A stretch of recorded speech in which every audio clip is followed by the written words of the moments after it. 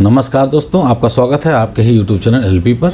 आज हम एक ऐसे केस की बात करेंगे जिसमें माननीय उच्चतम न्यायालय ने एक केवीएस के टीचर की एक तरीके से जान ही बचा दी। कि मांगीलाल कजोड़िया नामक एक टीचर थे केवीएस में, जो मध्य प्रदेश देवास में पोस्टेड थे और वो सन 81 से कार्यरत थे। कि जो टीचर्स एम्प्लॉयज़ की एसोसिएशन होती है उसमें चुनाव हुआ और चुनाव होने के बाद एक चुनाव में इन्हें असिस्टेंट जनरल सेक्रेटरी के रूप में चुन लिया गया। तो जो जनरल सेक्रेटरी एसोसिएशन के थे, इन्होंने उनके द्वारा किए गए जो भी फंड्स में कमी की गई थी, घोटाला किया गया था, उसको उजागर किया और उसका उजागर करना ही इनके लिए एक तरीके से मुसीबत बन गया।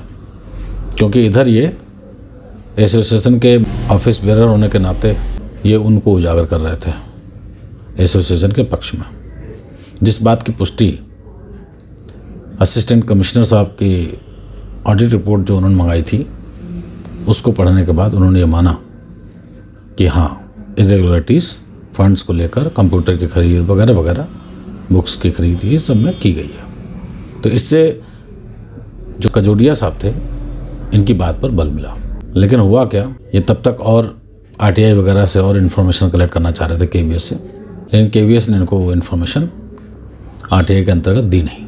लेकिन फिर सेंट्रल इंफॉर्मेशन कमीशन के आदेश पर कुछ आरटीआई की इन्फॉर्मेशन इनको दी गई। और आपको ये भी बता दें कि ये जो जनरल सेक्रेटरी साहब थे, इनके अगेंस्ट में थोड़ी बहुत कार्रवाई भी, डिसिप्लिनरी एक्शन वगैरह वगैरह की गई थी। लेकिन ये प्रक्रम चल ही रहा था कि अचानक कजोड़िया साहब को ट्रांसफ़र की इन्फॉर्मेशन मिली कि इनका ट्रांसफ़र मध्य प्रदेश देवास में, जहाँ ये स्कूल था वहाँ पोस्टेड थे ये, और ये जम्मू एंड कश्मीर, यानी कि इनका जो ट्रांसफ़र किया गया वो कारगिल किया गया। जैसे ही इनको ये पता चला कि इस तरह की बात है, इन्होंने क्या किया, उस जगह को ज्वाइन नहीं किया, उस नई जगह पर ज्वाइन नहीं किया। साथ ही साथ इन्होंने क्या किया, सत्याग्रह कर दिया और आमरण अनशन पे जाने की योजना बनाई। क्योंकि उन्हें पता था कि ये ट्रांसफ़र मैलाफाइडली किया जा रहा है, हैरेस करने के लिए किया जा रहा है, वो भी गलत काम का खुलासा करने पर ये उन्हें दंड स्वरूप किया जा रहा। तो कजोड़िया साहब ने तरह तरह के प्रत्यावेदन यानी रिप्रेजेंटेशन कई जगह भेजे। अंततोगत्ता उन्हें किसी भी जगह से कोई रिलीफ नहीं मिला। अच्छा, इससे पहले एक और घटना घटी। जब इन्होंने ज्वाइनिंग नहीं की और आमरण अनशन पे बैठे, तो ऐसे में अथॉरिटीज़ के द्वारा, जो केवीएस के अथॉरिटीज़ थे, इन्होंने इनको सो कॉज नोटिस दे दिया और 10 दिन के अंदर जवाब मांगा कि क्यों ना आपके खिलाफ अनुशासनात्मक कार्रवाई तथा पेनल्टी लगाई जाए नियमों के अंतर्गत। तो इन्होंने इसका जवाब भी दिया। उसके बाद चूँकि इन्होंने ज्वाइन नहीं किया था नई जगह पर, तो अल्टीमेटली इनको टर्मिनेट कर दिया, इनको इनकी सर्विस से टर्मिनेट कर दिया गया, यानी कि बर्खास्त कर दिया गया।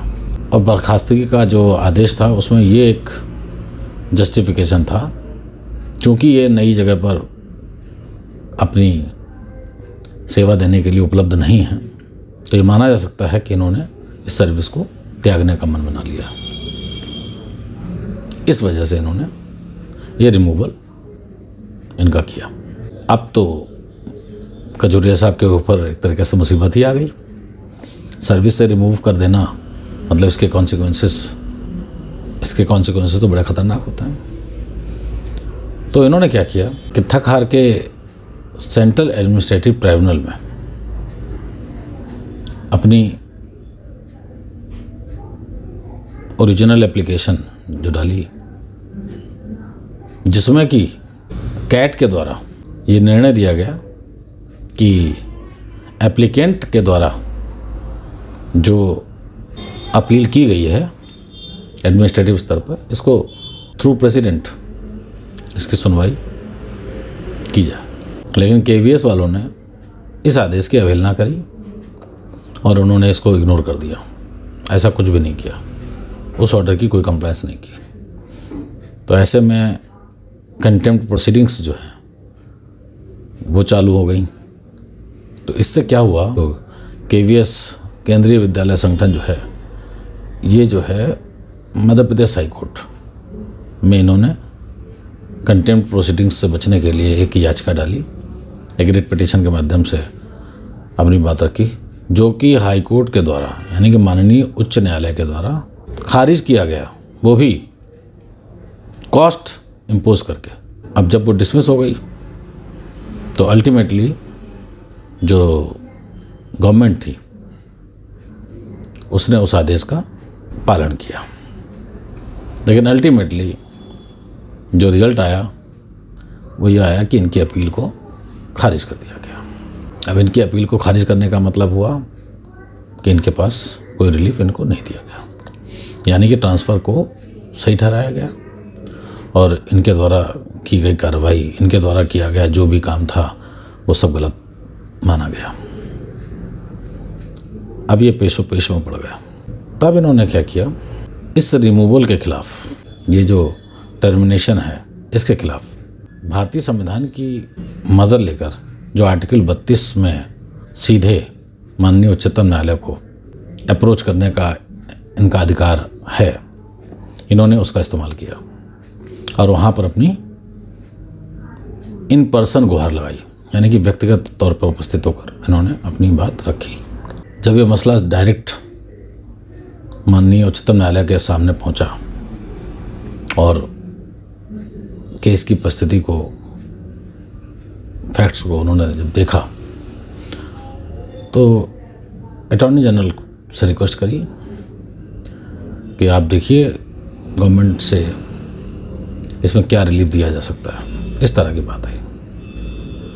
तो कुल मिला के गवर्नमेंट ने एक इनको माननीय उच्चतम न्यायालय के आदेश के अनुसार एक इनको फ्रेश हियरिंग पिटिशनर को दी, जिसके माध्यम से इन्हें रीइंस्टेटमेंट करने के लिए आदेशित किया कि ठीक है आपकी सर्विसेज को बहाल किया जाता है, लेकिन जिस वक्त आप उपस्थित नहीं रहे अपनी सर्विस में, उस पीरियड को किसी भी लीगल पर्पस के लिए आपकी सर्विस में काउंट नहीं किया जाएगा। और ये पीरियड लगभग 12 साल का था, क्योंकि सन 2008 से ये कहानी शुरू हुई थी, जब इनके स्कूल में समर वेकेशंस स्टार्ट हो चुकी थी। और ये जब कहानी शुरू हुई तो पिटिशनर का ये कहना था कि एक तो ये जो कार्रवाई इन्होंने रिमूवल की करी है ये बिल्कुल दुर्भावना से ग्रसित है और अनुचित कार्रवाई की गई है, क्योंकि हमने सच का खुलासा किया था और उससे ग्रसित होकर कहीं ना कहीं अंदर खाने इस तरह से कार्रवाई मेरे खिलाफ की गई। एक बात पिटिशनर के द्वारा ये कही गई कि एक तो ये इस ऑर्डर के कोई भी वैल्यू नहीं है, क्योंकि ये इसके आधार पर नियमों की अनदेखी करके किया गया। दूसरा एक पॉइंट इन्होंने ये भी कहा कि ज्वाइनिंग टाइम को लेकर जो पिटिशनर कहना चाहते थे वो ये था कि चूंकि इनकी पोस्टिंग जो नई जगह कारगिल में की गई थी, ये ट्रांसफ़र का जो ऑर्डर निकला था ये 2008 में निकला था, जब समर वेकेशन स्टार्ट हो चुकी थी। तो इस लिहाज से तो हमें जब तक समर वेकेशन चल रही है, उसके बाद जब समर वेकेशन ख़त्म होती है उसके बाद से हमारी ज्वाइनिंग टाइम की शुरू होगी। ज्वाइनिंग टाइम हमारा तब से काउंट किया जाएगा। लेकिन कुल मिला के माननीय उच्चतम न्यायालय ने सब चीज़ों को ध्यान में रखते हुए बहुत ही गंभीरता से दोनों पक्षों के संबंध में ये माना कि यदि इनको उस पीरियड का सैलरी एरियर ग्रुप में दिया जाए तो ये भी उचित नहीं होगा, क्योंकि कोर्ट ने ये पाया कि ये जो याचिकाकर्ता हैं, एक तो ये जो उपयुक्त फोरम अवेलेबल था सेंट्रल एडमिनिस्ट्रेटिव ट्रिब्यूनल का, वहाँ पर ही ये 3 साल बाद पहुँचे। हाँ, इन्होंने रिप्रेजेंटेशंस वगैरह खूब किए हुए, तो वो सब चीज़ें कार्रवाई चल रही थी, लेकिन सही कार्रवाई जो थी वो इन्होंने नहीं की थी, वो 3 साल बाद की। दूसरे, माननीय उच्चतम न्यायालय में भी ये 9 साल की देरी पे, यानी जब से इनको कॉज ऑफ एक्शन हुआ 2011 में सेंट्रल एडमिनिस्ट्रेटिव ट्रिब्यूनल के द्वारा आदेशित किया जा चुका था, उसके 9 साल बाद इन्होंने माननीय उच्चतम न्यायालय में अपना मामला लेके आए।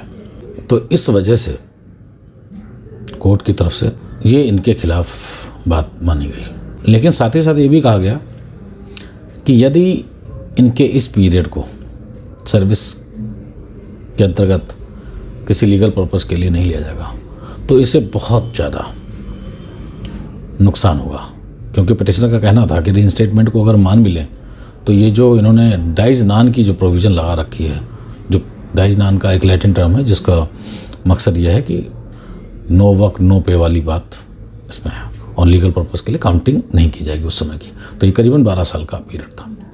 तो इस 12 वर्ष के पीरियड को यदि सर्विस से हटा दिया जाए तो इनको बहुत ज़्यादा फाइनेंशियल लॉस होने वाला था। तो माननीय उच्चतम न्यायालय ने पाया कि ये भी बहुत ज़्यादा कठोर है, इस मैटर में हल्की पेनल्टी से काम चलाया जा सकता था। रिमूवल सर्विस का जो है कर देना, ये थोड़ा सा सही नहीं प्रतीत हुआ। तो ऐसे में माननीय उच्चतम न्यायालय ने केंद्र सरकार के रीइंस्टेटमेंट ऑर्डर के साथ साथ जो कंडीशन लगाई गई थी कि इनकी बहाली तो की जाएगी, परंतु कोई भी बेनिफिट उस पीरियड का इन्हें नहीं दिया जाएगा, इस बात को उन्होंने अपने आदेशित कर दिया कि आप ऐसा नहीं करेंगे। आप 2008 से लेकर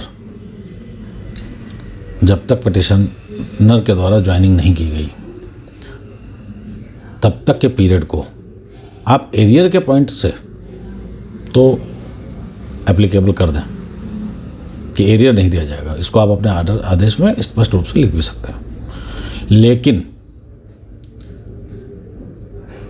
आप ऐसा नहीं कर सकते कि इनको जो इंक्रीमेंट मिलना है उसको आप बंद कर दें या उसको नुकसान पहुंचा दें, या जो पहले सर्विस जब नियुक्त हुए थे ये तब से जो इनको बेनिफिट्स मिले तो उसमें कोई कर्टलमेंट किसी भी प्रकार से नहीं किया जाएगा।